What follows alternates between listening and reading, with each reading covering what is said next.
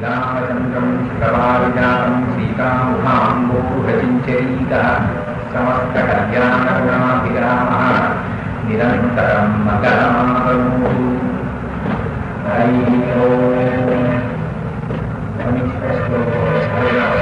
త్రైలోక్యమాత అయినటువంటి ఆ జగజ్జనుల యొక్క నిత్యమైన కృపాకటాక్ష చేత దేవీ భాగవతం అనేటటువంటి పరమ పవిత్రమైనటువంటి పురాణం 9 రోజులలో ప్రవచనం జరగాలి అన్నటువంటి పెద్ద సంకల్పంతో అమ్మవారి యొక్క ఆశీర్వచనం కూడి ఆ కార్యక్రమం జరుగుతోంది.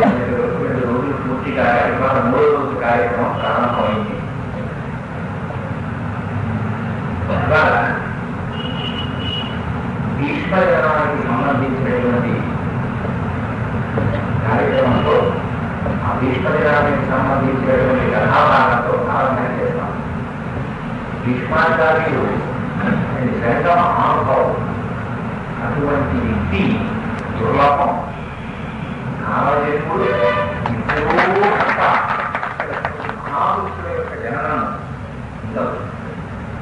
వారికి మాత్రం శరీర సంబంధం లేకుండా మంత్రోపదేశ సంబంధం లేకుండా సమస్త మానవ జాతి ఆయనకి సంబంధించు.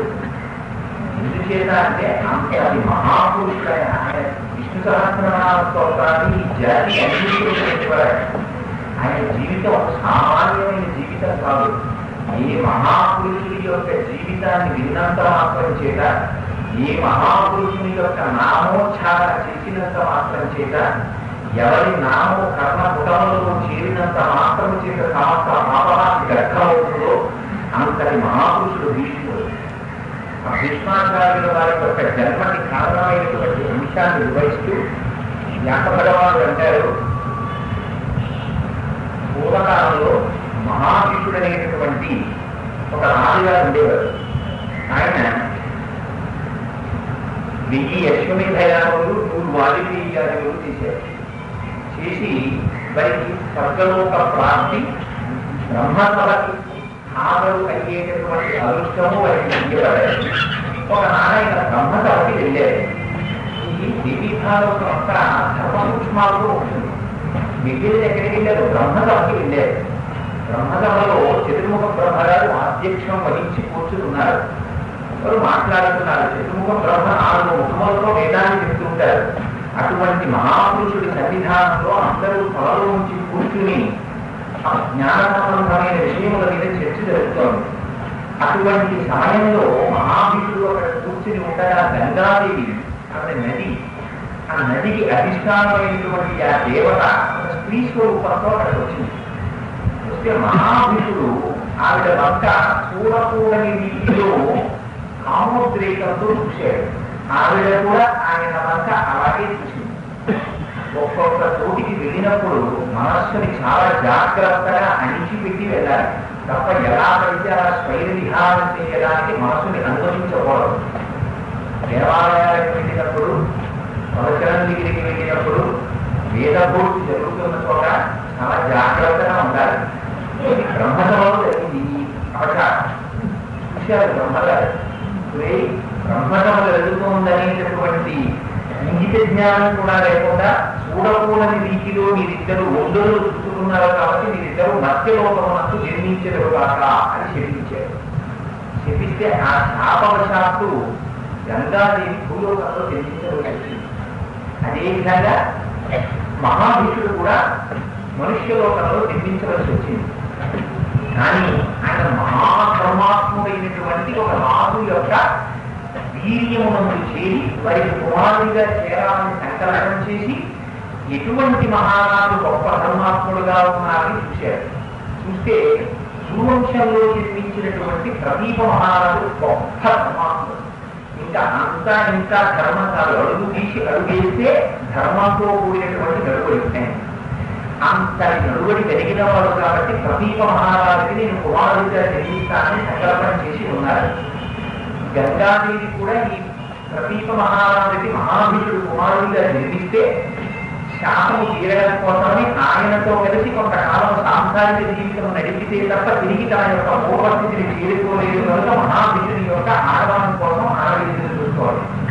ఈలో ఒక ఆశ్చర్యకరమైన సంఘటన జరుగుతుంది. ఎంతటి మోహానికి వివసులవుతారో చూడండి. ఎంతటి వాళ్ళు కూడా ఈ వెనకాతల ఉండి నడిపించేటటువంటి ప్రణాళిక వేరుగా ఉంటుంది. ఇది మనకి కనపడదు. మనకి ఒక పాప పుడుతుంది. పాప పుట్టినప్పుడు దానికి ఏం తెలుసు? దానికి ఏం తెలియదు. ఆడపిల్ల పుట్టింది, నెలకో 8,000 జీతం తప్ప నా దగ్గర ఏముంది. కానీ ఇంత మంచి స్పృహృతి కానివ్వండి, కాకపోనివ్వండి, కాకి పిల్ల అందుకి ముందు తండ్రికి ముందు ఆనందం కదా. అందుకని దీన్ని ఒక అత్తవారింటికి పంపించడానికి కావలసినటువంటి ఆర్థిక స్తోమతని పరిపూర్తిని సమకూర్చుకోవడానికి తండ్రి ఏం చేస్తాడు? ఇప్పటి నుంచి నెలకి ఓ 100 రూపాయలు 200 రూపాయలు ఆ పిల్ల పేరు ఏ ఆర్డీయో కట్టడం మొదలు పెడతారు. మొదలు పెట్టి దానికి యుక్త వయస్సు వచ్చిన నాడు ఏదో వివాహం చేయడానికి కావాల్సినటువంటి ఖర్చులు సరిపోతున్నాయి. అలా రాబోయేటటువంటి కాలంలో జరగవలసినటువంటి పరిణామాలను తగిన విధంగా సంభావాన్ని సమకూర్చుకుంటుంది వెనక నుండి ఆదిశక్తి. ఆవిడ దర్శనం ఇప్పటి వరకు చేయించాడు దేవి భాగవతంలో. అది రహస్యం. ఇప్పటి వరకు అమ్మవారు అజ్ఞాతంగానే ఉంటుంది, వెనకనే ఉంచుతారు, ఉంచి కథంతా నడిపిస్తూ ఉంటాడు. రేపటి రోజున అమ్మవారి దర్శనం చేయిస్తారు వ్యాస మహర్షి. ఆ దర్శనం కూడా ఎటువంటి సందర్భాల్లో చేయిస్తారో చూడాలి. ఆ బ్రహ్మ విష్ణు మహేశ్వరుని ముగ్గురిని విమానం ఎక్కించి తీసుకెళ్తారు. రేపటి రోజు వివరణ చేస్తాను ఆ జగదంబ యొక్క ఆవిర్భావం ఎలా ఉంటుందో. అందుకని ఈ గంగాదేవి కూడా భూలోకంలో జీవించవలసినటువంటి సమయం ఆసన్నం వల్ల ఒక రోజున అష్టవసువులు ఆకాశ మార్గంలో వెళుతున్నారు. అందులో ఆయన పేరు జీవు. ఆయన తన భార్యతో మిగిలిన 7 వస్తువులతో కలిసి వెళుతున్నాడు. వెళుతుండగా కింద వశిష్ఠ మహర్షి యొక్క ఆశ్రమం కనపడింది. దాంట్లో నందిని అనేటువంటి పేరు ఉంది తన దూడలో కలిసి. ఆవు దూడ అది ఎందుకంత దివ్యమైన ప్రకాశంతో ఉన్నాయి అని అడిగింది జీవు భార్య. అడిగితే అది నందిని పేరు, అది కామధేను. దాని పాలు సాగినటువంటి వాళ్ళకి జరామరణలు ఉండవు, దీర్ఘవ్యాధులు ఉండవు, వృద్ధాప్య పాలు నిశ్చయవారంలో ఉంటారని చెప్పాడు జీవు. అయితే ఆ ధేనువు యొక్క పాలు నా చిలికెత్త ఒక ఆవిడ ఉషీగరా అని పేరవైంది. ఈ జీవు యొక్క భార్య స్నేహితురాలు. నా స్నేహితురాలైనటువంటి ఉషీగరా అర్థం పట్టి నుండి దీర్ఘవ్యాధితో బాధపడుతోంది. ఆ వ్యాధి తీరిపోవాలంటే ఈ ధేనువు యొక్క పాలు తీసుకెళ్లి ఆవిడికి త్రాగించాలి. అందుకని వశిష్ఠ మహర్షి ఆశ్రమంలో లేదు కాబట్టి మనం ఈ ధేనువుని తస్కరిస్తామన్నారు. సరే, అలాగే దానికి ఏముంది తస్కరిస్తామన్నారు జీవు. మిగిలిన 7 వస్తువులకి చెప్పాడు. 80 వస్తువులు కిందకి వశిష్ఠ మహర్షి ఆశ్రమంలో లేని సమయం చూసి నందిని దేవుని అపహరించారు. అపహరించి ఆశ్రమ ప్రాంతానికి తీసుకుని వెళ్ళిపోయారు. వశిష్ఠ మహర్షి తిరిగి ఆశ్రమానికి వచ్చారు. వచ్చి ఆ ధేనువు యొక్క పాలు హోమంలో వాడతారు. ఆ ధేనువు కనపడలేదు. కొండలు, కోణలు, అరణ్యములు అన్నీ తిరిగేవారు నందిని కోసం. ఎక్కడా కనపడలేదు. ఒక్కసారి కూర్చుని అంతరం జరిగారు.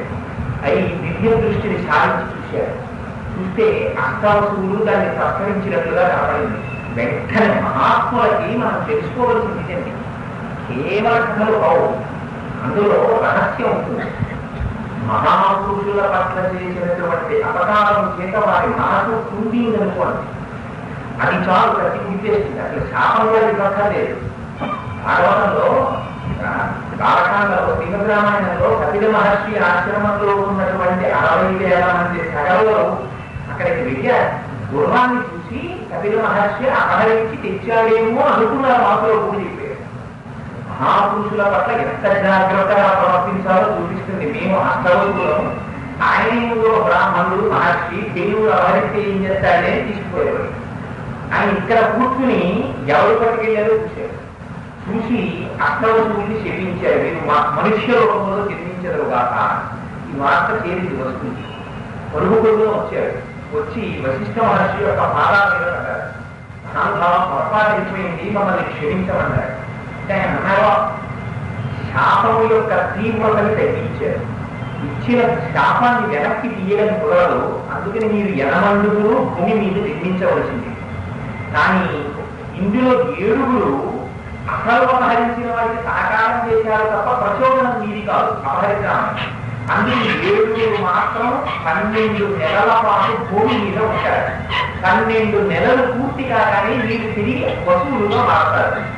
ఇందులో ద్యు అనేటటువంటి వసువు ప్రధానమైన పాత్ర పోషించాడు కాబట్టి దీర్ఘకాలం భూమండలం మీద ఉంటాడు, కానీ మహాకీర్తివంతుడు అవుతాడు అని శాపానుగ్రహమైనటువంటి వరాన్ని ప్రసాదించాడు. వాళ్ళు యనమండుగురు వెళ్ళిపోతున్నారు. వెళ్ళిపోతుండగా గంగాదేవి కనపడించారు. ఇది గంగాదేవి కాళ్ళ మీద పడ్డారు. అమ్మా, నీకు ఎలాగో శాపం ఉంది, బ్రహ్మగారి నుంచి శపించాడు కదా మహాభిషుడిని, నువ్వు బ్రహ్మగారి సభలో కూడకూడని రీతిలో చూసినందుకు మనుష్యలోకంలో జన్మించమన్నాడు కదా, నువ్వు జన్మించినప్పుడు తల్లి ఈ విషయాన్ని ఆ మహాభిషుడు ప్రతీప మహారాజు యొక్క కుమారుడిగా వచ్చినప్పుడు నువ్వు ఈ రహస్యం అనేది చెప్పకుండా మాకు ఉపకారం చెయ్యాలి. ఏమిటో ఉపకారం? నువ్వు 8 సార్లు ప్రసరించాలి. 8 సార్లలో మొట్టమొదటి 7 సార్లు 7 వస్తువులను పడతాం. మేము 12 నెలలు భూలోకంలో ఉంటామని శాపం. అందుకని 12 నెలలు నీ గర్భవాసం చేస్తాం. 12 నెలలు దాటగానే ఒక్కొక్క వస్తువుని ప్రసవిస్తూ ఉంటుంది. ప్రసవించగానే మేము అమృతం తాగి బతికేవాళ్ళం. మేము ఆ భూమండలకి ఉండలేము. అక్కడ కామక్రోధము భావము ఆశ్చర్యములు చుట్టుకోతాయి. అందుకని పుట్టగానే తీసుకువెళ్ళి నువ్వు నీ గంగలో పడాలి. మేము ఆ శరీరాన్ని విడిచిపెట్టి మళ్ళీ మా లోకాన్ని చేరిపోతాం అని అయ్యారు. తప్పకుండా నీ అభీష్టాన్ని చేకూరుస్తానని గంగాదేవి మాట ఇచ్చింది. మాట ఇచ్చిన తరువాత కొంతకాలానికి ప్రతీప మహారాజు గారికి కొడుకులు లేక ఆయన మహా ఏకపత్నీయుడు, మహాబ్రహ్మాత్ముడు. ఆయన నది ఒడ్డున కూర్చుని అంతర్ముఖుడై తపస్సు చేస్తున్నారు.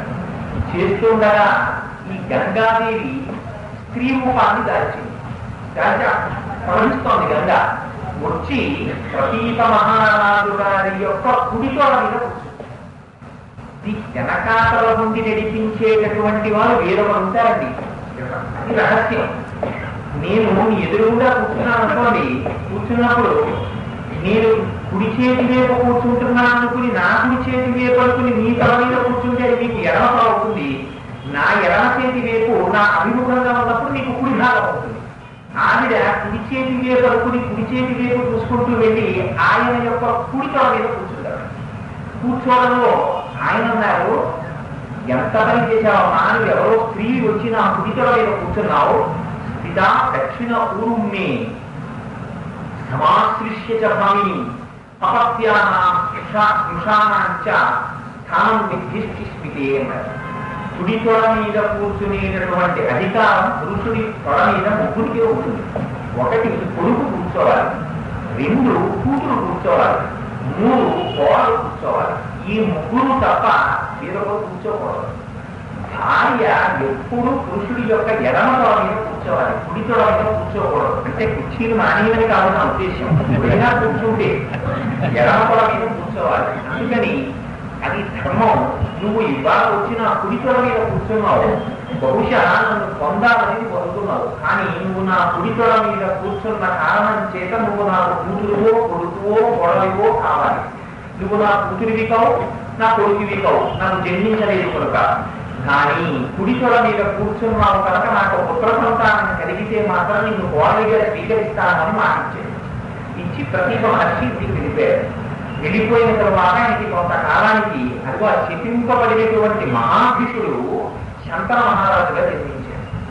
ఆయన్ని రాజర్షి అన్నారు శంతనుడు. జన్మించినటువంటి శంతన మహారాజు గారికి ఒక మాట చెప్పాడు ప్రతీపుడు. యవరాజ పట్టాభిషేకం చేసి తాను వానప్రస్థానికి వెళ్ళిపోతూ, ఒకప్పుడు నేను అరణ్యంలో తపస్సు చేస్తుండగా ప్రవహించేటటువంటి నదిలోంచి వచ్చినటువంటి ఒక శ్రీమూర్తిని కోడలిగా చేసుకుంటానని మాట ఇచ్చి ఉన్నాను. అందుకని నువ్వు ఎప్పుడైనా వేటకి వెళ్ళినప్పుడు కానీ బలవిధానానికి వెళ్ళినప్పుడు కానీ ఆ స్త్రీ మళ్ళీ నీకు కనపడితే ఆవిడ్ని తాళి కట్టి భార్యగా చేసుకోమని ఆజ్ఞాపించి వానప్రస్థానికి వెళ్ళిపోయాడు. ఒకనాడు ఈ శంకర మహారాజు గారు అటుగా వచ్చారు. వచ్చేసరికి ఆయనకి ఆ గంగాదేవి యొక్క దర్శనమైంది. గంగాదేవి గుర్తించింది, మహాభిషుడే శంకరుడిగా వచ్చాడు. శంకరుడు గంగమ్మని గుర్తించలేకపోయాడు. ఇద్దరు శాపగ్రస్తులే, కానీ ఒకరు గుర్తించారు, ఒకరు గుర్తించలేకపోయారు. ఎందుకని చూడాలి? వసువులకి ఆవిడ మాటించింది. వశిష్ఠ మహర్షి యొక్క శాపానుగ్రహం ఉన్నది. 2 చెల్లాలంటే ఆయన గుర్తించకూడదండి. ఆయన గుర్తించకూడదంటే ధియోయోన ప్రచోదయాత్ అని అడుగుతారు గాయత్రి మహామంత్రంలో. ఆ బుద్ధి ఆ సమయం నందు స్ఫూర్తికి రాకుండా ఉండాలి. ఆ జ్ఞాపక శక్తి పోవాలి. అందుకే వీటికి శక్తులు అంటారు, చివరి శక్తి అంటారు. ఆ జ్ఞాపక శక్తి పనిచేయకూడదు, ఆ ప్రచోదన శక్తి పనిచేయకూడదు. అంటే అది ఆదిశక్తి యొక్క కటాక్షం. తన మహాభక్తుడైనటువంటి వశిష్ఠుణ్ణి కటాక్షించడం కోసం, ఆయన ఇచ్చిన శాపానుగ్రహాన్ని నిలబెట్టడం కోసం, గంగమ్మ ఇచ్చిన మాట నిజం చేయడం కోసం ఆదిపరాశక్తి ఆయనకి గంగని గుర్తుపట్టలేనటువంటి స్థితిని కల్పించింది. సరే తండ్రి చెప్పాడు, ఆవిడ స్వీకరించారు. ఆవిడండి, నేను నీతో నీ అంతఃపురానికి వస్తాను, సాంసారిక జీవితమును గడుపుతాను, నీ భార్యగా మసలుతాను, కానీ నాకు మాట ఇవ్వాలి. ఆ మాట ఇస్తే నేను నీతో వస్తాను. ఏమి మాట ఇవ్వాలని అడిగారు. అహంకార్యం శుభం వా ఇది వా శుభం నిషేధత్వయాజం నవక్తవ్యం సమాప్రియం అన్నాడు. మహారాజా, నేను నా ఇష్టం వచ్చినట్టుగా ప్రవర్తిస్తాను. శుభం వా ఇది వా శుభం, అది శుభమవచ్చు అశుభమవచ్చు నేను ప్రవర్తించేటటువంటి ప్రవర్తన. కానీ నవక్తవ్యం సమాప్రియం నిషేధత్వయాజం, నువ్వు ఇలా చెయ్యకూడదని నువ్వు అడ్డించకూడదు. నేను చేసేటటువంటిది మహాపాపపు పని ఉండొచ్చు, నువ్వు ఇలా చెయ్యకు అని నువ్వు నన్ను అడగించకూడదు. నా వక్తవ్యం, నోటితో నువ్వు ఇటువంటి పని చేస్తున్నావు, దానివల్ల నాకు బాధ కలుగుతోందని అనకూడదు. ఇలా నువ్వు నన్ను ఓర్చగలిగితే నేను నీకు సహధర్మచారిగా వస్తాను. ఆయన అన్నాడు, ఎంత తేలికండి, ఎంత తేలికగా ఉండిపోతాడో చూడండి. అది అమ్మవారి మాయ అంటే దాన్ని దాటడం ఎవరి శక్యం కాదు. అది ఎవరి యందు అమ్మవారి కటాక్షం ఉంటుందో వారు మాత్రమే ఆ మాయని అధిగమిస్తారు తప్ప అన్యులకి కుదరదు ఆ మాయ దాటడం. అందుకని ఆయన అన్నాడు, అది ఏం పెద్ద కష్టమైన పని అనిపించలేదు, ఏముంది అంతఃపురానికి వచ్చినప్పుడు దాన్ని స్తోత్రాన్ని ప్రవర్తిస్తుంది, ఇక్కడ ఎలా కోరుకుంటే అలా ఉంటుంది, ఇక్కడ ప్రవర్తన తగ్గించను, నా నోటితో నేను కావాలను, అలాగే దానికి ఏముంది రామన్నాడు. సహధర్మచారిగా స్వీకరించాడు. ఇంటికి వచ్చింది, చాలా సంతోషంగా ఆవిడితో కలిసి కేళీ విలాసాలలో గడిపాడు. జీవితంలో ఆశ్చర్యకరమైన విషయం ఏమిటంటే, మొట్టమొదట అనురక్తి భార్య మీద ఉంటుంది, ఆ తరువాత కొంతకాలానికి అనురక్తి పిల్లల మీదకి పెడుతుంది. భార్య పక్కన ఉండగా చాలా కాలం అయిపోయినా పిల్లలు పడకపోతే అది బెండగా మారుతుంది. ఇది జీవితంలో వచ్చేటటువంటి పరిణామశీలమైనటువంటి ఆలోచన పరంపర. దానికి ఆ మాయకి అతీతుడు కాదు శంకరుడు కూడా, ఎందుకని పరాశక్తి వెనక నుండి నడిపిస్తోంది. అందుకని ఆయన కూడా మొట్టమొదటి కుమారుడు పుట్టగానే సంతోషించాడు, కొడుకు పుట్టాడు. పుట్టగానే ఆ పిల్లవాడిని నెత్తుటి మరకలతో ఉన్నవాడిని ఎత్తి తీసుకెళ్లి గదలో వాడించింది. ఆ ఏడుగురికి, మిమ్మల్ని 12 నెలల భూలోకంలో ఉండవలసిన అవసరం లేకుండా చూస్తాను. చాలా తేలిగ్గా అనిపించింది చంద్రమహారాజు గారికి. ఇప్పుడు ఇది చూసిన తర్వాత తన కళ్ళతో తాను చాలా క్లేశం అనిపించింది. ఇంట్లోని 12 నెలలు మోసి పండటి మగబిడ్డ పుడితే తల్లి పైగా వేరే తీసుకెళ్లి ఎక్కడో పారేశారంటే అనుకోవచ్చు. ఇంతమంది రాజ్యంలో ఉన్న వాళ్ళు చూస్తున్నారు, మహారాజుకి కొడుకు పుట్టారు. పుట్టిన కొడుకుని తల్లి తీసుకెళ్లి మహారాణి గంగలో పారేస్తోంది. రాజుగారు నోడి విప్పి అదేం పనే అని అడగాడు, అలా పడైపు అని అన్నాడు. ఎంత క్లేశం వచ్చింది, ఇంత కష్టాన్ని నాకు తెలియలేదు మాట ఇచ్చినప్పుడు, ఇటువంటి పని చేస్తుందని ఊహించలేదు అనుకున్నాడు. ఊరుకున్నాడు. ఇచ్చిన మాట బయట అప్పటిస్తాడట. బ్రహ్మసభలో చేసినటువంటి ఆ ఒక్క నవ్వు ఎంత మాటకి తీసుకెళ్ళిందో చూడండి, ఎంత మందిని కలిపిందో చూడండి. అందుకని 2వసారి కుమారుడు పుట్టాడు. మళ్ళీ అదే ప్రకారం నెత్తుటి మరకలతో ఉన్న బిడ్డని తీసుకెళ్ళి గదలో పడేది. మళ్ళీ ఊరుకున్నాడు. రాజ్యం కోరి కూసి శంతనుడికి కొడుకు పుట్టగానే భార్య తీసుకెళ్లి ఏటిలో పారేస్తుంది. శంతనుడు మారు మాట్లాడాడు. ఎందుకు మాట్లాడాడంటే మాట ఇచ్చాట. ఎంత ఆశ్చర్యం, ఇంతకన్నా ధార్మికులు వెళ్ళిన ఉంటాడా? బయట ఎంత రాజైతే ఏమిటండి, ఇంట్లో పుట్టిన కొడుకుని తీసుకెళ్లి ఏట్లో పారేస్తే పెళ్ళామన్నాడు వాడికి బయట విలువ ఏముంటుంది? బ్రహ్మసభకి వెళ్ళి ప్రవర్తించకూడని విధంగా ప్రవర్తించిన వాడికి ప్రవర్తన చేత గొప్పతనం ఎక్కడి నుంచి వస్తుంది? మళ్ళీ బ్రహ్మగారి కోపం ఎంత కట్టి పుడుకుతుందో చూడండి. అందుకని మహాపురుషుల జోలికి వెళ్ళకూడదు. 7 మార్లు రాడించింది గంగలో, 8వ మాట కొడుకు పుట్టాడు జీవు. పుట్టిన తర్వాత 8వ కుమారుణ్ణి కూడా తీసుకుని వెళ్ళిపోతాడు. ననిషేధత్వయారాజన్ అంతే కదా, బతిమాలే. నిషేధిస్తే వెళ్ళిపోతుందేమో అని బెంగ అసలు. అందుకని నిషేధం విధించకుండా అదే గట మన వలపుల పంటగా మనకి కుమారులు జన్మించారు, 7 కుమారుల్ని తీసుకెళ్లి గంగలో విడిచిపెట్టావు, నేను ఎన్నడూ కాదనలేదు. కానీ వీడు దైవానుకాడు, మన ఇద్దరి యొక్క సాంసారిక జీవితములకు ప్రతిఫలముగా పుట్టినవాడు. ఎంతకాలం ఇంద్రియాలలో శక్తి ఉంటుంది, ఎంతకాలం మనం ఇలా సంగమనం చేస్తూ ఆనందమైనటువంటి జీవితం అనేది గడుపుతాం. ఒక స్థితిలో జీవితాన్ని ఉద్ధరించవలసిన వాడు కుమారుడు కదా, ఇప్పటికి 7 కుమారులు విడిచిపెట్టావు. మన వాడే 8వ కుమారుడు, వీడిని కూడా అలా చేసుకుంటే నాకు బాధగా ఉంది, వీడిని విడిచిపెట్టకూడదా అని బ్రతిమలాడే నిషేధత్వమారాజనండి. ఆవిడ మాట్లాడలేదు. ఆవిడ కావలసింది ఆయన నిషేధించాలి. వెళ్ళిపోతుంది, గంట దగ్గరికి వచ్చేసి ఆయనకి కడుపు మండిపోయింది. అమ్మవారి శక్తిని వెనక నడిపించేది అప్పటి వరకు ఉన్న సహనం అప్పుడు పోయింది. చీను అసలు ఆడదానిదే, వడ్రానికి కూడా ఇంతటి కాఠిన్యం ఉండదు. 7 పిల్లల్ని, నీ పిల్లల్ని నువ్వు గంగలో పారేసావా? ఇంత భర్త ప్రతిమాడుతూ నీ వెంట పడితే 8వ కుమారుని కూడా గంగలో పారేయడానికి వెళ్తున్నావా? ఛీ దుశ్శీల, నా కుమారుని నాకు ఇచ్చేయమని పిల్లవాడిని లాక్కున్నాడు. దీనికోసం చూస్తున్నాను మాత్రమో ఇప్పుడు గుర్తుపట్టేవాడిని ఎవరో. అప్పుడు జ్ఞాపకానికి వచ్చింది నువ్వు గంగం అన్నాడు. ఎందుకని అయిపోయింది కావలసిన కార్యం. అప్పుడు అమ్మవారు ప్రచోదయ శక్తి, అమ్మవారి శక్తి అంతర్లీనంగా మీకు ప్రతి చోట కనపడుతుంది. ప్రతి విషయంలో మహాభారతంలో కర్ణుడికి రోజు చెప్పేవారు, వెయ్యిరా చెప్పేవాడు, అక్కడ వెళ్ళి వచ్చేవాడు. దానికోసం శల్యుని అమ్మవారు ఎప్పుడో ఏర్పాటు చేసి ఉంచింది దుర్యోధనుడి దగ్గర. అందుకని ఇలా జరగగా ఆ 8వ కుమారుడిని మాత్రం ఆ గంగమ్మని, మహారాజా దగ్గర పెట్టుకోకు, ఈ కుమారుడిని నాతో తీసుకుని వెళ్ళిపోతాను, వాడిని అత్యంత ప్రతిభా విస్పత్తులు కలిగినటువంటి పిల్లవాడిగా తీర్చిదిద్ది నీకు కుమారుడిని తీస్తాను అని గంగలోకి వెళ్ళిపోయింది. అంటే ఆ గంగ నదీశ్వరూపి, అందుకే నదిలోకి వెళ్ళిపోయింది. వెళ్ళిపోయిన తరువాత ఆవిడ చాలా కాలం పిల్లవాడిని పిలిచి పెద్ద చేసింది. ఈలోగా రాజు మనస్సు భేదం పడింది. తాత్కాలిక వైరాగ్యం అప్పుడిచ్చింది.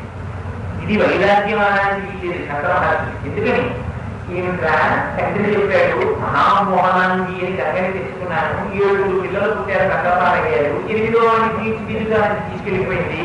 అక్కడ లేదు, ముచ్చట లేదు, పిల్లవాడు నా కంటి ముందు జరగడం లేదు, వాడి యొక్క బాల్య క్రీడలు నేను చూడడం లేదు, ఎక్కడో పెరుగుతున్నాడో ఎప్పుడు తెలుస్తుందో ఎవరికి తెలుసా అని స్త్రీ అన్నా పిల్లలన్నా ఒక రకమైన వైముఖ్యం ఏర్పడింది. శ్మశాన వైరాగ్యం, ప్రకృతి వైరాగ్యం, పురాణ వైరాగ్యం అంటారు. అటువంటి వైరాగ్యం లేదు, శాశ్వతం కాదు.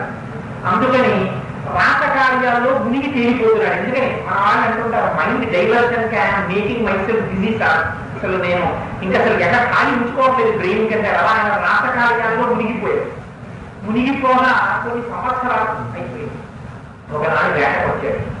వేటకు వచ్చేసరికి అనువన్న అలాంటి బిడ్డలే ఒకడు నిలబడి చేతిలో కోదండాన్ని పట్టుకొని అద్భుతమైనటువంటి రీతిలో ఆ బాణ పరంపర వినిపిస్తున్నాడు.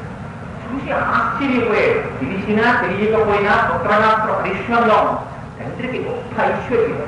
అందుకని ఆ ప్రభావాన్ని చూసి ముగ్ధుడైపోయాడు. అయిపోయి కుమారాన్ని ఎవరు ఏమిటి అని అడిగాడు.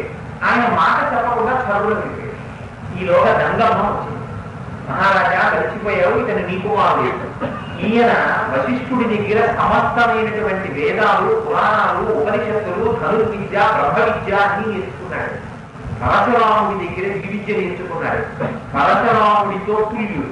ఈయన్ని ఓడించడం దుస్సాధ్యం, అప్రమేయ పరాక్రమం అవుతుంది. నీకు కుమారుడిగా ఇచ్చాను, తీసుకుని వెళ్ళి తెచ్చుకోవాలి అని వెళ్ళిపోయిన తర్వాత ఎంతో సంతోషం. చూడండి, మనిషి జీవితం ఎన్ని రకాల మార్పులు వచ్చింది. ఇవన్నీ నా ప్రయోజనం అని వీడనుకుంటాడు. వెనక నడిపి పోలేరా ఎంత అదృష్టం, ఇంతటి గొప్ప కుమారులు లభించారని ఆ కొడుకుని ఇంటికి తీసుకెళ్ళి అప్పటికి శంకర మహారాజు గారి అభిప్రాయం ఏంటి, ఎందుకు భార్య ఇటువంటి కొడుకు కోసం, అటువంటి కొడుకు ఉన్నాడు కదా, చాలా సంతోషం. యథరాజ పట్టాభిషేకం చేసి ఎంత సంతోషమో. ఆ కొడుకు దండయాత్రకు ఎట్లుండేవాడు, ఓడిస్తుండేవాడు, వస్తుండేవాడు, ఆ కొడుకుని చూసుకుంటూ ఉండేవాడు, మురిసిపోతుండేవాడు. ఒకనాడు వేటకెళ్ళాడు. చెప్పాను కదండి, వైరాగ్యం పూర్ణంగా వచ్చిన వాడు కాదు. అందుకని వేటాడి శిబిరంలో కూర్చున్నాడు. కూర్చుంటే ఎక్కడి నుంచో మంచి కస్తూరి పరిమళం వస్తుంది. ఎక్కడి నుంచి వస్తుంది ఈ కస్తూరి పరిమళాన్ని అటుగా వెళ్ళేది. సత్యవతీ దేవి కనపడింది. సత్యవతీదేవి మహాపతివ్రత. నిన్నటి రోజున విజ్ఞానం చేసి ఉన్నారు. పరాశర మహర్షి ఆవిడికి కన్యాత్వాన్ని వరంగా ఇచ్చారు. సత్యగర్భమునందు జన్మించారు వేదవ్యాసుల వారు. అందుచేత ఆవిడికి చూశారు. ఆవిడ పరాశర మహర్షి ఇచ్చినటువంటి వరం చేత ఆవిడ మధ్యగంధి యోజనగంధిగా మారింది. ఆవిడ ఉన్న చోటి నుంచి యోజన విస్తీర్ణం కస్తూరి వాసనలు వస్తూ ఉంటాయి. ఆవిడ మనిషి నలుపు, అందుకని కాళీ అని పెట్టుకున్నారు. అయినా మహా సౌందర్య రాశి అన్నారు. అటువంటి తల్లిని ఆవిడ్ని చూసి మోహించారు. ఎన్నో మాటలు చెప్పాడు. సరే అదన్నీ ఏముంది, బట్ లోపల ఆంతర్యం చూడమని ఒక్కసారి మనసోటి వైపు మళ్ళిందా మాట ఎంత విచిత్రంగా మారిపోతుందో చూడండి.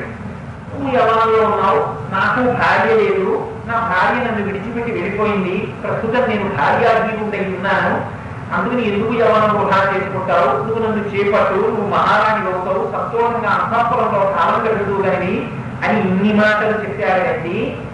నేను కూడా ఒక సత్పురుషుడైనటువంటి భర్త కోసం చూస్తున్నానయా, కానీ నేను కలవలు నడిపేదాన్నైనంత మాత్రం చేత స్వేచ్ఛా విహారిని అనుకుంటున్నానేమో.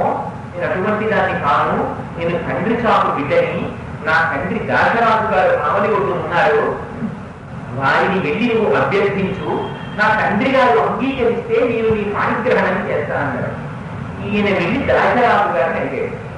అడిగితే దాశరాజు గారు అన్నాడు, చూడండి పిల్లనిచ్చేవాడు ఇంత మాట అన్న తర్వాత కూడా ఆయనకి ఆ కోరిక చావలేదండి.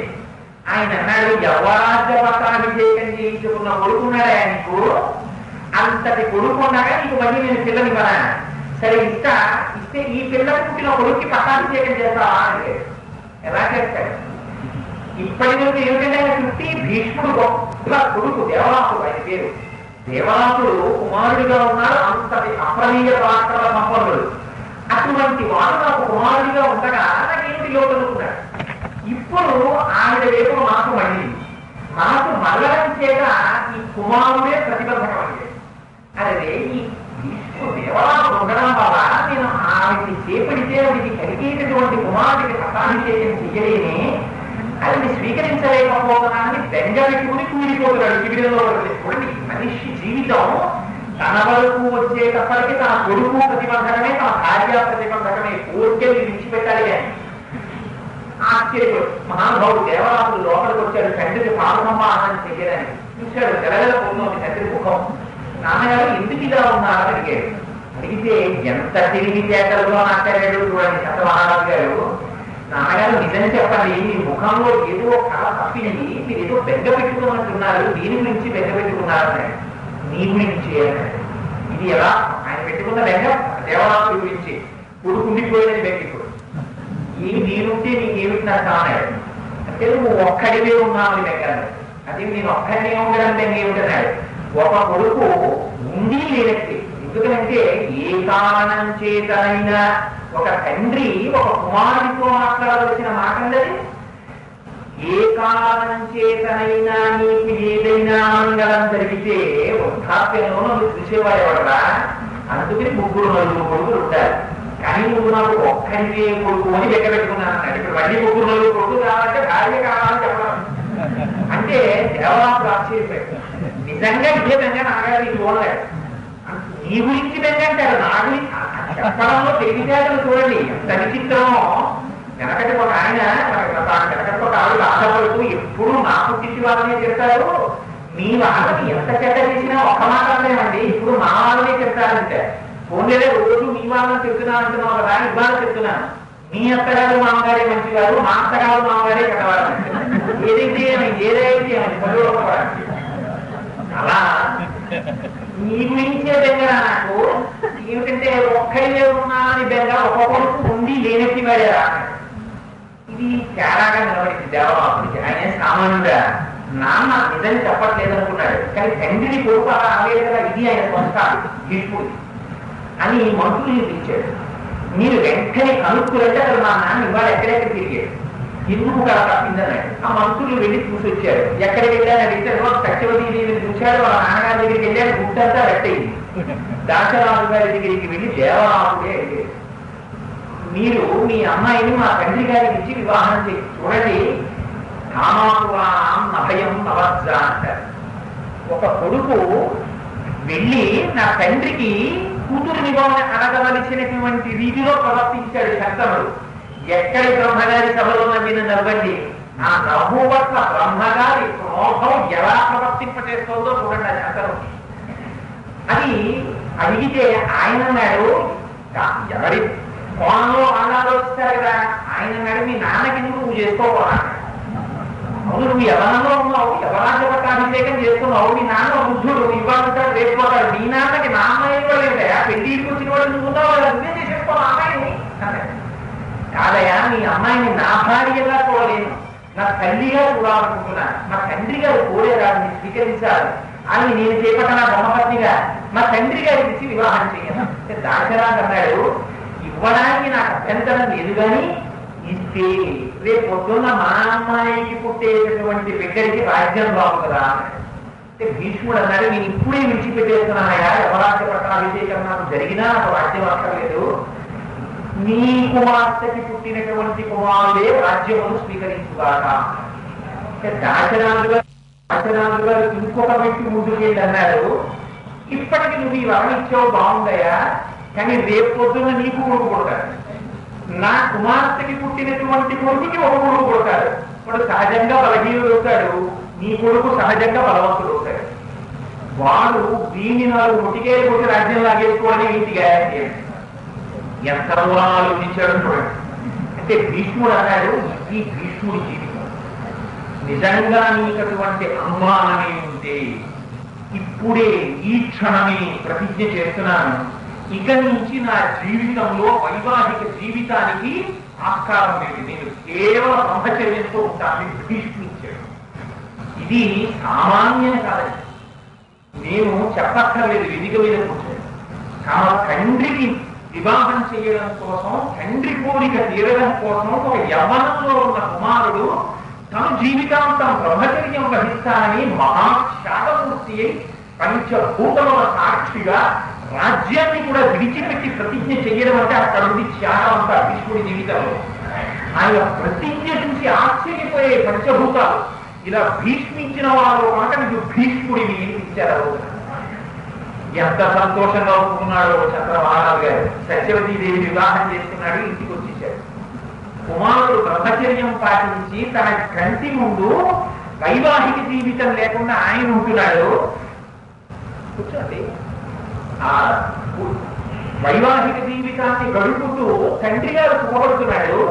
వైవాహిక జీవితం లేకుండా బ్రహ్మచర్యంతో, నిత్య బ్రహ్మచర్యంతో, ఘోర బ్రహ్మచర్యంతో భీష్ముడై ప్రతిజ్ఞాపాలనం చేస్తూ కుమారుడు ఇంట్లో జరుగుతున్నాడు. తన రాజ్యాన్ని కూడా విడిచిపెట్టి అయినా ధర్మం తప్పలేదు. తన భుజబలాన్నంతటి తండ్రి రాజ్య సంరక్షణకి వినియోగించాడు. ఎన్నడూ మనసులో పొందలేదు నాకు వైవాహిక జీవితం లేదు, అది భీష్ముడే.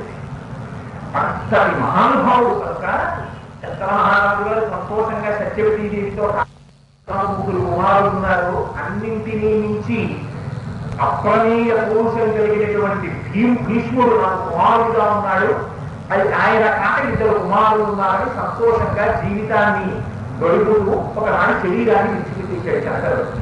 విడిచిపెట్టేస్తే శంకరుడికి ఉత్తర క్రియను నిర్వహించాడు భీష్ముడు. నిర్వహించి మహానుభావుడు అలా ఉండగా ఆయనకి సత్యవతీదేవి యందు పుట్టినటువంటి 2 కుమారులలో ఒకడైనటువంటి చిత్రాంగదుడు రోజున వేటకెళ్ళాడు. వేటకెళ్తే అదే పేరున్న గంధర్వుడు కనపడి నేను చిత్రాంగదుడే, నువ్వు చిత్రాంగదుడివే, ఇద్దరం కలిసి యుద్ధం చేస్తాను, నాకు యుద్ధ భిక్ష కావాలనిగే. సరే దానికి ఉంది, క్షత్రియుడి కదా, నువ్వు యుద్ధ భిక్ష అడిగితే కారణంతో ఆ యుద్ధం చేద్దామన్నాడు. ఇద్దరు 3 సంవత్సరాలు యుద్ధం చేశారు కురుక్షేత్రంలో. ఆఖరికి చిత్రాంగదుడు మరణించాడు. మరణిస్తే భీష్ముడు ఆ చిత్రాంగదుడిని తీసుకొచ్చాడు, ఆయన ఉత్తరక్రియలు జరిగించాడు, ఆయన వెళ్ళిపోయాడు. ఇంకా విచిత్ర వీర్యుడు వెళ్ళాడు. వంశానికి ఆయన ఒక్కడే వంశుడు. అంతటి భీష్ముడు ఉన్నాడు, కానీ శంకరుడు కోరిన కోరిక వల్ల భీష్ముడు సంతానాన్ని కర్ణాటక వస్తలేదు. అందువల్ల విచిత్ర వీర్యుడికి సరైనటువంటి క్షేత్రం కోసమని కాశీరాజు స్వయంవరం ప్రకటిస్తే వీడు శక్తిహీనుడు, విచిత్ర వీర్యుడు తీసుకురాలేదని పాపం భీష్ముడే వెళ్ళి ఆ స్వయంవరంలో వీర్యశుల్క అంటే వీర్యశుల్క అంటే తన ప్రతాపం చూపించే మామూలు ఓడించి తెచ్చుకోవాలి. భీష్ముడు రథం నుంచి దిగితే ఆయనని ఎదురోటి నిలబడగలిగిన మగవాడెవరండి ఆ రోజుల్లో? అందరూ నిన్నకున్నారు.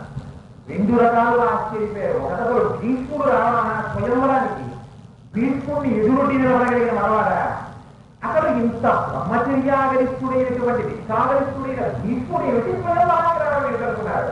నా కోసం కాదురా, నా తండ్రి గారి 2వ భార్య బిడ్డల కోసం అని చెప్పి క్షేత్రం కోసం వచ్చాను అని వారిని చెయ్యి పట్టి వీర్యశంకగా గ్రహించి తన రథంలో కూర్చోబెట్టి తీసుకెళ్ళిపోతుంటే సాల్ట్ చూశాడు. కానీ భీష్ముడిని చూసి ఓడిపోయాడు. యుద్ధం చేయలేదండి. భీష్ముడు 2వ సూర్యుడి పదిని వెలిగేవాడు. ఆయన్ని చూస్తేనే అసలు చేతిలో కత్తి పడుతుందంటే చేయగలిగాడు. ఓడిపోయి ఊరుకున్నాడు. ఆయనకి అంబ పట్ల అనురక్తి, అంబకి కూడా ఆయన పట్ల అనురక్తి. ఆయన మెడలో రామాల వేద్దాం అవుతుంది, కానీ భీష్ముడు తీసుకెళ్ళిపోయాడు. 3 తీసుకొచ్చాడు. తీసుకొచ్చి విచిత్రవీర్యుడితో వివాహానికి శుభముహూర్తం పెట్టారు. చూడండి, మరోసారి త్యాగం. తన పరాక్రమంతో గెలిచి తెచ్చాడు 3, కానీ సానుభవించాడు. తమ్ముడికి సుక్షేత్రాన్ని ప్రసాదించాడు. మళ్ళీ ఇంకొకసారి ధర్మ పరీక్ష భీష్ముడి. అంబ అంది భీష్ముడి దగ్గరికి వెళ్ళి, మహానుభావా, నువ్వు నన్ను వీధి చోటగా తీసుకొచ్చావు, కానీ నా మనస్సు సార్వభూపతి ఉంది, ఆయన మనస్సు రావద్దనుంది. మేమిద్దరం ఒకరికి వరం మనస్సు ఇచ్చుకుని ఉన్నాము. ఆ రోజున ఇక వరమాల ఆయన మెడలో చేయడమే కావాలి ఉన్న సమయంలో నన్ను అపహరించి తీసుకొచ్చావు. అందుకని నన్ను తిరిగి సాల్వరాజు అప్పచెప్పమని. నిజంగా నువ్వు సాల్వరాజుని ప్రేమించినదే యథార్థమైతే నా తమ్ముడితో ఈ మెడలో తాళి కట్టించాలని తీసుకువెళ్ళి సాల్వభూమికి అప్పచెప్పాడు. సాళ్ళు అన్నాడు, నా కళ్ళ ఎదురుకుండా నువ్వు భీష్ముడు వీర్యశులుగా అప్రతిహత పరాక్రమంతో నన్ను ఓడించి నీ చెయ్యి పట్టి రథమెక్కించి తీసుకెళ్ళిపోయాడు. తీసుకెళ్ళిపోతే భీష్ముడు నదిని విడిచిపెట్టినటువంటి ముఖ్యత్వాన్ని నేను తిన్నట్టు మళ్ళీ ఆ భీష్ముడు శిక్షణ చేసుకోవాలంటే నేను చేసుకోవాలని ఇంతకన్నా అప్రతిష్టం ఇంకోకుండా నేను చేసుకోవాలి. అవి మళ్ళీ వెనక్కి తిరిగి వచ్చింది. ఎంత కర్మ సంకటమో చూడండి మహానుభావుడికి. తిరిగి వచ్చింది, సాల్పుడు వివాహం చేసుకోమన్నాడు.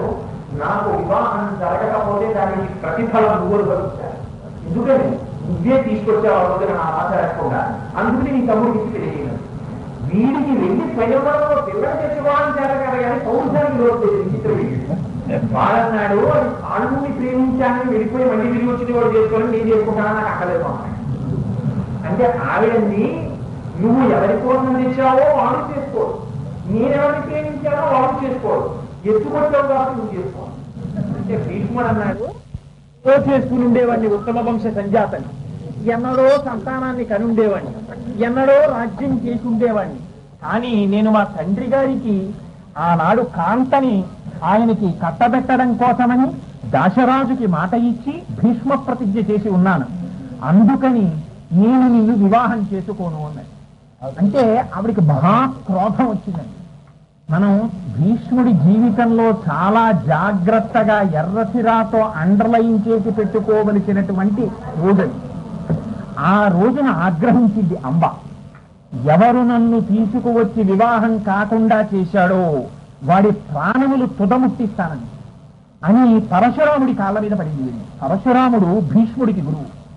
పడి, నీ శిష్యుడు ఇటువంటి అకృత్యం చేశాడయా, నువ్వు గురువు అయ్యుండి నిగ్రహించకపోతే ఎందుకని వెంటనే పరశురాముడు భీష్ముడిని పిలిపించాడు. చేపట్టు అంబనన్నాడు. నాకు ప్రతిజ్ఞ ఉంది, నేను స్వీకరించానన్నాడు భీష్ముడు. నువ్వు స్వీకరించకపోతే నాతో యుద్ధం చేయాల్సి వస్తుందన్నాడు పరశురాముడు. దానికైనా సిద్ధమే, గురువుతో యుద్ధం చేసి శరీరాన్ని వదిలిపెట్టేస్తాను, కానీ ప్రతిజ్ఞ మాత్రం నేను విడిచిపెట్టనన్నాడు.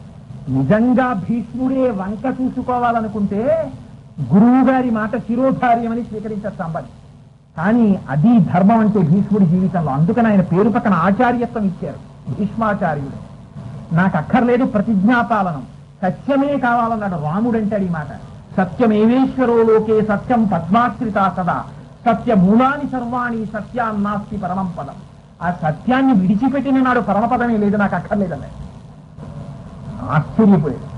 ఆశ్చర్యపోయి యుద్ధం చేశారు. పరశురాముడు ఓడిపోతే ఆయన చెప్పాడు అంబకి, అమ్మా నీ పనుకును నేను చేయగలిగిన ప్రయత్నం అంతా చేశాను, నా శిష్యులని కూడా చూడకుండా సమస్త శస్త్రాస్త్రములు ప్రయోగించాను, కానీ నిగ్రహించాడు.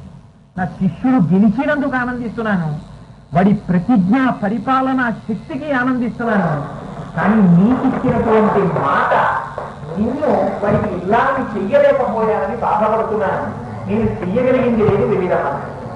ఆవిడ ఆగ్రహం వచ్చింది. అయినా ఎలాగో ఆ భీష్ముడు ఎంత చూడాలి, సుబ్రహ్మణ్యేశ్వర స్వామి వారి కోసమని తపస్సు చేసి సుబ్రహ్మణ్యుడు ప్రత్యక్షమయ్యా. ఇక్కడే ఉన్నారు మహానుభావుడు. సుబ్రహ్మణ్యుడు అంటే సామాన్యుడు కాదండి, ఆయన బాలకాండలో వినాలి. సుబ్రహ్మణ్యేశ్వర స్వామి వారు అప్పుడు ఎందుకు అవతరించారో, ఆయన ప్రతిభా పాఠము ఎటువంటివో, ఆయన అష్టోత్తర శతమానవాడిలో ఆయనకు ఒక నామం ఉంది, వంశ ఉత్పత్తి కారకాయ నమః. ఆయన వంశాన్ని నిలబెట్టారు.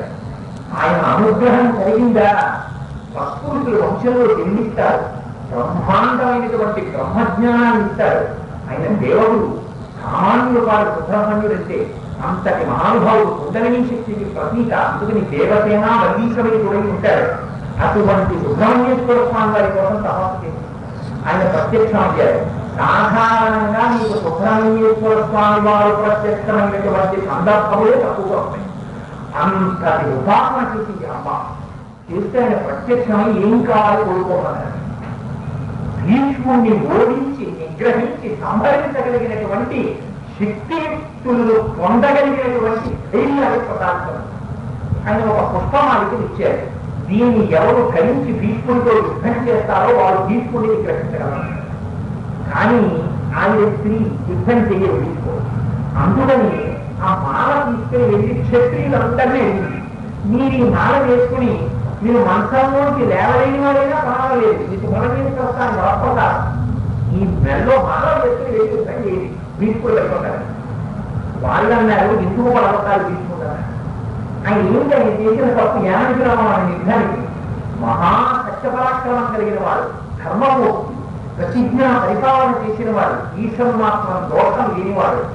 నీ ప్రతిజ్ఞా పాలన కోసం ఆ మాల నేను వేసుకున్నాను అన్న ఖ్యాతి కోసం భీష్ముడికి పడగొట్టాలన్న అపఖ్యాతి నేను పొందుతాను అన్నమాట. అక్కడ పెట్టుకోమంది సమస్త జగత్తులో ఉన్నటువంటి క్షత్రియ జాతి ఇది భీష్ముడి ఔన్నత్యం. సాధారణంగా ఒక రాజుని పడగొట్టడం అంటే ముందు కొట్టారు, అలాంటిది ఇంత వరంగా ఎవరో ముందుకు రాలా. అది భీష్ముడి గడుగడింది. అంతటి మహానుభావుడు అంటే ఆశ్చర్యపోయింది. ఆ వరణాల తీసుకువెళ్ళి గడప మీద వేసి మళ్లీ తపస్సు చేసింది రుద్రుడి కోసం. రుద్రాంశంలో పరమేశ్వరుడు సాక్షాత్కరించాడు. సాక్షాత్కరిస్తే ఏమీ కావాలన్నాడు. ఇంతకు ముందు స్త్రీగా తన యుద్ధం చేయడం కుదరలా, నేను భీష్ముడిని సంహరించాను, కుదరదన్నాడు. ఈ జన్మలో ఆయన మహాధర్మమూర్తి, స్త్రీతో యుద్ధమే చేయడు, ఎలా సంహరిస్తాం. నువ్వు వచ్చే జన్మలో కావాలంటే పురుషుల వైపు పుట్టి ఆయన మరణంలో చేస్తూ తప్ప ఈ జన్మలో కుదరదన్నాడు. చాలు ఆ వరించావు. వచ్చే జన్మ వరకు నాంత నేనుగా శరీరం విడిచిపెట్టే వరకు నేను ఓర్చుకోలేను, భీష్ముడు పడిపోవాలి నా కళ్ళతో చూడాలి అని వెంటనే యోగాగ్నిలో శరీరం విడిచిపెట్టాడు. చూడండి, ఒక్క సుబ్రహ్మణ్యేశ్వర స్థానాలు వాడుకోవాలన్నప్పుడు మోక్షం పొందొచ్చు అంబ. కానీ కక్ష కట్టిందా స్త్రీ ఎటువంటి స్థితికి వెళ్ళిందో చూడండి. అందుకని భీష్మ జీవితం మనకి నేర్పుతుంది పాఠం ఎంత జాగ్రత్తగా ఉండాలో. యోగాగ్నిలో శరీరాన్ని విడిచిపెట్టి బహుజన్మలో స్త్రీగా జరిగింది. కానీ పూర్వజన్మ స్మృతి ఉంది. ఆ సుబ్రహ్మణ్యేశ్వర స్వామి వారు ఇచ్చినటువంటి మాల ప్రాణాలోనే వేసుకొని మళ్లీ మహోగ్రమైన తపస్సు చేశారు. తపస్సు చేసి బ్రహ్మసాక్షాత్కారాన్ని పొంది పురుషుడుగా మారి శిఖండి యుద్ధానికి వచ్చింది. ఇక్కడ చూడాలి, ఆవిడ కారణంగా భీష్ముడు పడిపోవాలి. కానీ భీష్ముడు ఎంతటి మహానుభావుడంటే, భీష్ముడు ఉత్తరంగానికి వచ్చాడు కురుక్షేత్రం. ఆయన సాక్షి మాత్రంగా ఉన్నాడు, రాజ్యాన్ని నిర్వహించాడు, కానీ తాను రాజ్యం ఎన్నడూ స్వీకరించలేదు.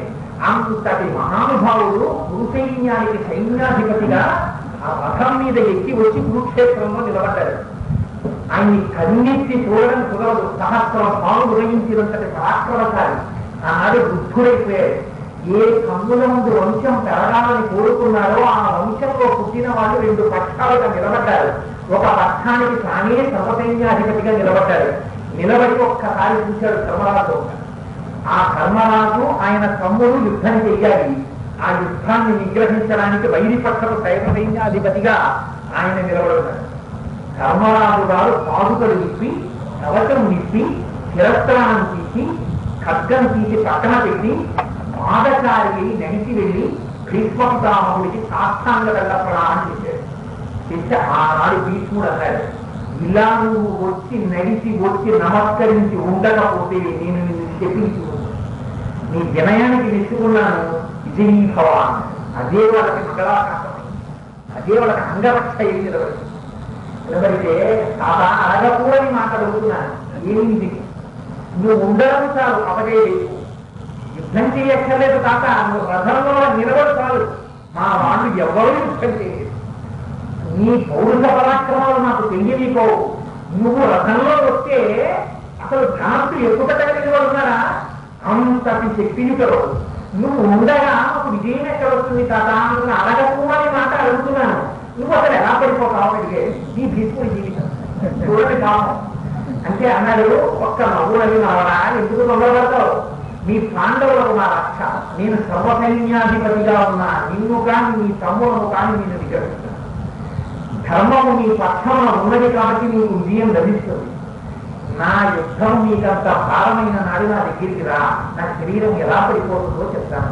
ఎవరు చేస్తారని నీకు త్యాగం? సర్వసైన్యాధిపతిగా రథంలో నిలబడినటువంటి మహానుభావం చెప్పిన మాటలు. అది భీష్ముడంటే. భీష్ముడంటే అపారమైన ఇష్టం, అంత గొప్ప క్యారెక్టర్. ఆ భీష్మ క్యారెక్టర్ ని నిజంగా జగవ్యాసంలో సృష్టించారు. ఒక కర్మ పాత్ర, ఒక భీష్మ పాత్ర సామాన్యమైన పాత్రలు కావదు. అందుకని ఎంతటి మహానుభావుడు. ఆయన గురించి భీష్ముడి గురించి చెప్తే ఒక మాట చెప్పకుండా నేను ఉండలేదు. కృష్ణ భగవానుడి దగ్గరికి ఇది దేవి భాగవతంలో కాదు, కానీ చెప్పకుండా ఉండలేక చెప్తున్నాను. దుర్యోధనాదులు శ్రీకృష్ణ పరమాత్మ దగ్గరికి వెళ్ళి అడిగారు, కురుక్షేత్ర సంగ్రామం రాబోతోంది, నువ్వు మమ్మల్ని అనుగ్రహించి మా పక్షాన ఉండాలి.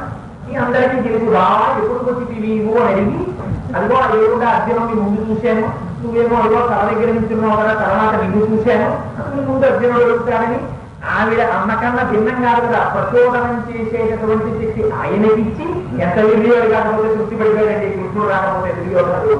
అమ్మవారు అంత ప్రణాళిక వేసేసింది ముందు నుంచి. ఆయన ఏమక్కర్లేదయా నువ్వు వచ్చిన రథం మీద నిల్చో అన్నాడు. కృష్ణుడు అన్నాడు, నేను అస్త్రం పట్టను, శస్త్రం పట్టను, చేతిలో ఆయుధం పట్టను, యుద్ధం చెయ్యను, కేవలం నీ రథంలో నింపుకుంటాను, సాలస్యం చేస్తాను. చాలా అలా రమ్మంటే వస్తానన్నాడు. కాదండి, ఎత్ర యోగేశ్వర కృష్ణో ఎత్ర మాతో భరుధర రత్రశ్రీ విజయో భూచరు. ఆయన చాలయ్య, అంతకన్నా కావలసింది ఏమో రమ్మన్నాడు. ఒప్పుకున్నాడు మహానుభావుడు. ఇది వెళ్ళి అక్కడ పెట్టారు కురుచిబిలో. అక్కడ సర్వసైన్యాధిపతి భీష్మాచార్యుల వారు ఆ యుద్ధానికి వచ్చే ముందు మహాభారతంలో చదవాలి. అది వచ్చే ముందు మంత్రపూరితంగా విశేషమైనటువంటి ఉపచర్యలు చేస్తారు. చేస్తుండగా భీష్ముడికి వెళ్ళి చెప్పారు, వ్యూహాలు చేస్తారు. సర్వసైన్యాధిపతి ఎక్కడెక్కడ ఏ సైన్యం నిలబడాలో, ఎలా మొదలించాలో, ఎవరితో పోరాడాలో ఆయన ఇస్తారు ఆజ్ఞ. ఇచ్చే ముందు భీష్ముడి దగ్గరికి వెళ్ళి చెప్పారు, కృష్ణుడు వైదిపక్షంలో నిలబడతాడట అర్జునుడి రథంలో, కానీ యుద్ధం చెయ్యదట, అస్త్రము పట్టదట. అప్పుడు భీష్ముడు ఏమన్నాడండి? కృష్ణుడి యొక్క శక్తి భీష్ముడికి తెలుసు. ఎంత సంతోషకరమైన వార్త తెచ్చావయ్యా ప్రతిహారి అని మెడలో హారం చెప్పివ్వాలి. భీష్ముడు అన్నాడు, నేను ప్రతిజ్ఞ చేస్తున్నా సర్వసైన్యాధిపతిగా, కృష్ణుడితో అస్త్రం పట్టిస్తా, యుద్ధం చేయిస్తాను. కృష్ణుడు పరమేశ్వరుడని భీష్ముడికి తెలుసు. భీష్ముడు ఎటువంటి వాడో కృష్ణుడికి తెలుసు. ఇద్దరికీ తెలుసు, ఒకరి గురించి ఒకరికి. భీష్ముడు అంతటి ధర్మాత్ముడు లేదని తెలుసు. మహాభారతం చదవాలి, చదివితే తెలుస్తుంది. 23 సంవత్సరాల పాటు రాజకీయాలు అయిన తర్వాత స్వతంత్రంగా ధర్మాలు రాజ్యం చేశాడు. అయినా భీష్ముడు ఆ పాండురాజ సుతుల దగ్గరికి వెళ్ళి ఉండలేదు. దుర్యోధను దగ్గర ఉండడానికి తెలియదా అక్రమంలో ఉన్నాను నేనని. ఎందుకు ఉండిపోయాడు? ఆయన ఒకటే కారణం చెప్పాడు, నేను ఈ కురువంశాన్ని రక్షిస్తూ ఇక్కడ ఉండిపోయాను, వీళ్ళు పెట్టిన పూలు తిన్నాను. ఇప్పుడు చిట్ట చివరి నిమిషంలో నేను మారి అటు వేపుకు వస్తే అసలు కురుక్షేత్రమే జరగదు. పైగా వెనక అమ్మవారు నడిపిస్తోంది. భీష్ముడు మారేడా దుర్యోధను యుద్ధానికి వెళ్ళలేదా దుష్ట సంహారం జరగదు. అందుకని భీష్ముడికే వచ్చారు. అందుకని అలాగని భీష్ముడు ధర్మం తప్పకూడదు. నీ కూడు తిన్నాను కాబట్టి నీ పక్షాన్నే ఉంటాను, కానీ ధర్మం వస్తుంది కాబట్టి విజయం ఒకటి కోరుకుంటాను. ధర్మానికి విజయం కోరకూడదని చెప్పడానికి నువ్వు సరిపో. నీ కూడు తిన్నావు కాబట్టి నీ పట్ల కృతజ్ఞతతో యుద్ధం చేస్తానని అన్నది ద్రోహాలు అనడానికి నువ్వు సరిపో. నేను యుద్ధం చేస్తున్నాను. ఇది భీష్ముడి ధర్మం. అందుకని ప్రతిజ్ఞ చేశాడు, కృష్ణుడితో అస్త్రం పట్టిస్తానన్నాడు. వచ్చాడు యుద్ధభూమి. భీష్మాచార్యుల వారి ముందు ఎవరు నిలబడతారండి? కాకావికలైపోయింది పాండవ సైన్యం భీష్ముడు యుద్ధం చేసిన రోజుల్లో. ఒక రోజున అర్జునుడు రథం ఎదురుపడితే వరణించాడు ధర్మరాజుకి, నిన్ను కానీ నీ సోదరుల్ని కానీ నిర్మించాడు. కానీ ఆ రోజున విజయం చూశాడు భీష్మాచార్యుల వారు. ఆయనకి తెలుసు కృష్ణుడు ఎలా అస్త్రం పడతాడో తెలుసు. పరమేశ్వరుడికి తొందరగా, కానీ అటువంటి ప్రయత్నాలు చేయకూడదు. పరమేశ్వరుడు ఎప్పుడు ఆవేశపడిపోతాడంటే తన జోలికి వెళ్ళిన నాడు క్షమిస్తాడు. కానీ తనని నమ్ముకున్నటువంటి భక్తులని చెనకడానికి ప్రయత్నించారా ఆయన కూర్చోలేదు, అర్ధహోపడిపోతాడు. అందుకని కృష్ణుడి జోలికి వెళ్ళలేదు భీష్ముడు. అర్జునుడి మీదకి శరపరంపరగా బాణాలు వేసేస్తే ఆ రథానికి అశ్వాలు పడిపోతున్నాయి. అర్జునుడికి ఊటి నిండా బాణాలు ధనస్తిలా తీసి పట్టుకునేటువంటి కొడడానికి కబడ్డీ అని పేరు, 2 చేతులతో యుద్ధం చేస్తాడు. అటువంటి వాడు అక్షయ బాణ సునీరం ఉన్నవాడు, పాశుపటాస్త్ర అమృత విషయం ఉన్నవాడు, దివ్యమైనటువంటి గాంధీవం ఉన్నవాడు భీష్మాచార్యుడిని నిగ్రహించలేకపోతే తను రథచోదనం చేస్తూ ఉండగా తన భక్తుడైనటువంటి అర్జునుడు పొందినటువంటి నిర్వేదాన్ని చూశాడు. తెల్లబోయాడు అర్జునుడు. తిరిగి బాణం వేయలేని స్థితిని సహస్ర సూర్యుల పగిలి వెలిగిపోతున్నాడు భీష్ముడు ఎదురుకుండా. ఒక్కసారి కృష్ణుడు వంక చూశాడు. బాబా ఏమినా గతే చూశాట కృష్ణ పరమాత్మ. కుప్పించి ఎగసిన కుండలంబులక దిగడమభాగం వెల్ల కప్పికొనక ఉరికినో రకనుగరంబులోను రజగమున రేగు రజగతి కదుల చక్రము చేబట్టి సరుదించురయమున పైదున్న పచ్చని పటముగార నమ్మి తినాలా ఉమరుబాటు చేయపుమని క్రీడి మరల దిగువ కరికి లంఘించు సింహంబు కరని నేడు తీసుకుని చంపు నిన్నుగా విడువు మర్జునయతంతు మధ్య శిఖవృత్తి తెరని చనుదేస్తూ దేవు బుద్ధి కుమారు అని చెప్పుకున్నాడు మహానుభావుడు భీష్మాచార్యుల వారు. నా శిష్యుడైనటువంటి అర్జునుని, నా భక్తుని నేను అని ఆ రోజున తట్టుకోలేక శ్రీకృష్ణ పరమాత్మ చక్రం చేతబట్టి దూకించాడు రథంలో. దూకేస్తే ఇలా కుండలం ఇలా ఊగితే శాంతి ఆకాశమంతా కప్పిస్తుంది. కుప్పించిన కుండలంబులక దిగజమభాగం తెల్ల కప్పికొనక ఉనికి నమోదక నుగలంబులోనున్న జగములదే కుల జగతి కరుణ. ఆయన దూకేటప్పటికీ సమస్త జగత్తులైన బొజ్జలో ఉన్నాయి కాబట్టి కదిలిపోయాయి. జగములదే కుల జగతి కరుణ చక్రంబు చేపట్టి సరుగెంతురయములపైనున్న పచ్చని పటముచార. ఆ చక్రం పట్టుకుని యుద్ధ భూమిలో దూకి రోషకథాయికనేత్రుడై గబగబా అడుగులు వేసుకుంటూ వస్తున్నటువంటి కృష్ణ పరమాత్మ మీద మన ఉత్తరం జారి పడిపోయింది. అది కూడా పోలేదు మానవుడు. నమ్మి తినాలా గుణగుబాటు చేయమన్నింపోమని క్రీడి మరల దిగువ. ఇంత యుద్ధం చేస్తానన్న అర్జునుడు గండిగొండ అక్కడ వాడేసి రణంలోకి దూకి బావా బావా అర్జునుడు చేతకాని వాడైతే కృష్ణుడు అస్త్రం పట్టాడని నీ కుటుంబ లోకం నిందిస్తుంది బావా, ఉపసంహరించని వెంటబడుతున్నట్ట. యుద్ధ భూమిలో భీష్ముడు రథంలో నిలబడి చూస్తున్నాడు. ఇది భీష్ముడైతే చూస్తుంటే కరికి లంఘించు సింహంబు కెరని మెరసి నేడు భీష్ముడి చంపు నిన్నుకో. అర్జున నా ఎదురుగా నా భక్తుని జునుమంటావా, ఇప్పుడే చంపేస్తా భీష్ముడి అని ఏనుగు మీదకి దూకినటువంటి సింహంగా వచ్చేసాడే కృష్ణుడు. ఆయన దిక్కుమాకు, ఆయన నాకు దిగ్గని చెప్పుకున్నాడు కృష్ణుడు.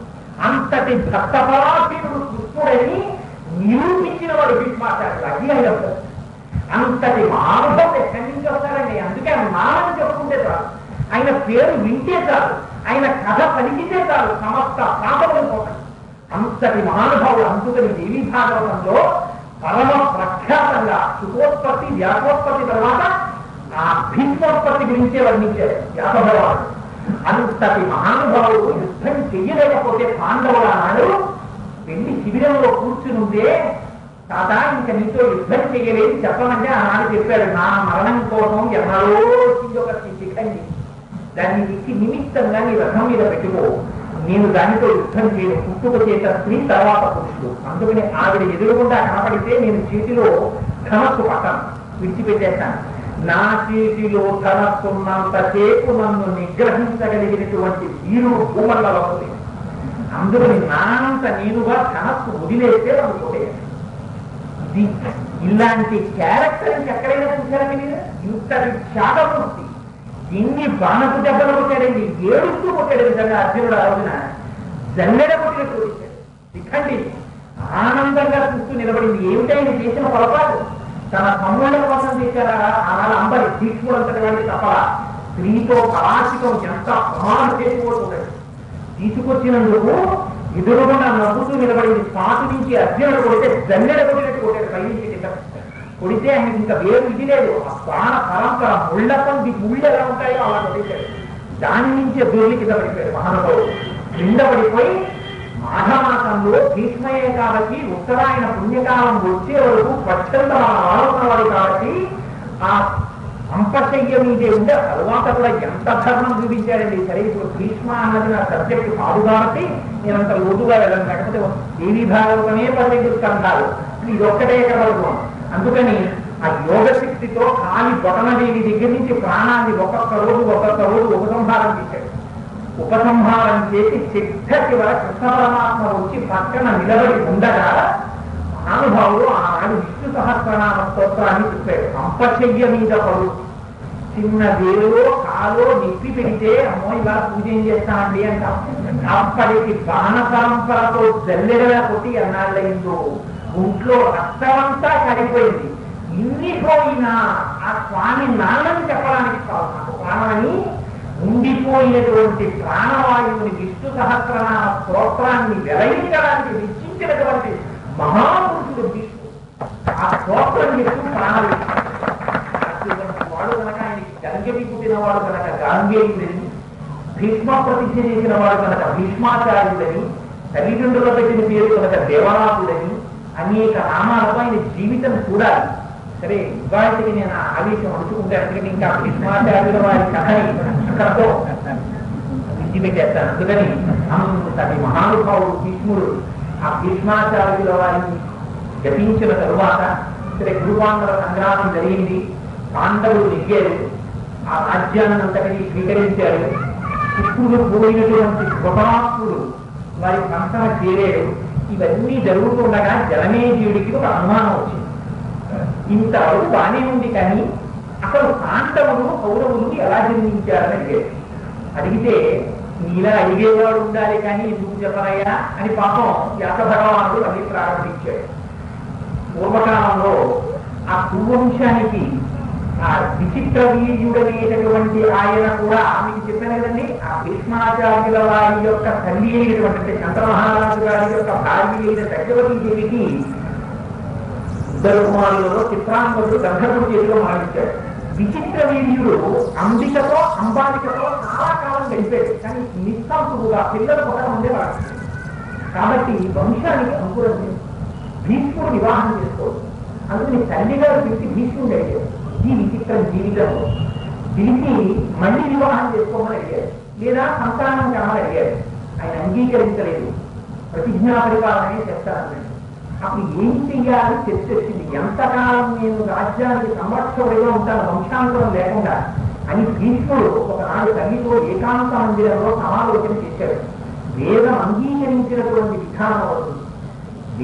రాజ్యములకు వంశం లేకుండా ఉత్తరం పోయినప్పుడు వంశోత్పత్తి కోసమని మహాపురుషుడైనటువంటి వాడు, కామమునందు అభిరుచి లేనివాడు, శ్రీసాంగత్యము కోరనివాడు, బ్రహ్మజ్ఞాన నిష్ఠా గరిష్ఠుడు, గొప్ప తపస్సంపన్నుడైనటువంటి వ్యక్తిని ఆహ్వానించి వారు ఒకవేళ కటాక్షించి అంగీకరిస్తే మిగిలిపోయినటువంటి ఆ క్షేత్రంలో అటువంటి గొప్ప జ్ఞాని సాక్షి మాత్రంగా ఆయనకి, ఎందుకని ఆయనకి కామ ఉండదు కనుక సాక్షి మాత్రంగా వరాన్ని ప్రసాదించడానికి మిగిలిపోయినటువంటి ఆ వితంతువులతో ఆ భార్యలతో సమాగమాన్ని నిర్వహిస్తే అప్పుడు కలిగేటటువంటి కుమారుడు వంశానికి ఉత్పాదపడతాడు. అందుకని ఆ విచిత్ర వీర్యుడికి మిగిలిపోయినటువంటి అంబిక అంబాలిక అనేటటువంటి ఇద్దరు భార్యలతో వేదవ్యాసుల వారిని సమాగమం చేయించాలని సత్యవతీదేవిని కోరుకున్నాడు భీష్మాచార్యుల వారు. ఎందుకని వేదవ్యాసుడు సత్యవతీదేవికి కన్యగా ఉన్నప్పుడు పుట్టినటువంటి కుమారుడు. నిన్నటి రోజున మీకు విజ్ఞాపన చేశాను. కొడుకులు 10 రకాలుగా అంగీకరించింది శాస్త్రం. 10 రకాలైనటువంటి కొడుకులలో మొదటివాడు అంశజుడు అంటారు. అంశజుడు అంటే తన సింగిస్తే తన కుమారుడిగా వస్తుంది. అందుకని ఆత్మావై పుత్రనామాసి, తానే తన కుమారుడిగా వస్తాడు. ధర్మబద్ధంగా స్వీకరించినటువంటి అగ్ని సాక్షిగా తాను చేపట్టిన క్షేత్రమునందు తన తేజస్సుని నిక్షేపిస్తే వచ్చిన వాడు ఆ కుమారుడు. అందుకని ఆయన అంశుడు పెట్టారు. ఒక్కక్కడి కన్నా ఒక్కప్పుడు అధముడు కుమారుడు 10 మందిలో మొదటి వాడు అంశుడు ఉత్తమోత్తముడు. అది భగవత్ప్రసాదమైనటువంటి గురుదేవతాకటాక్షమైనటువంటి సంతానం. రెండవ వాడు సౌభిక్షుడు.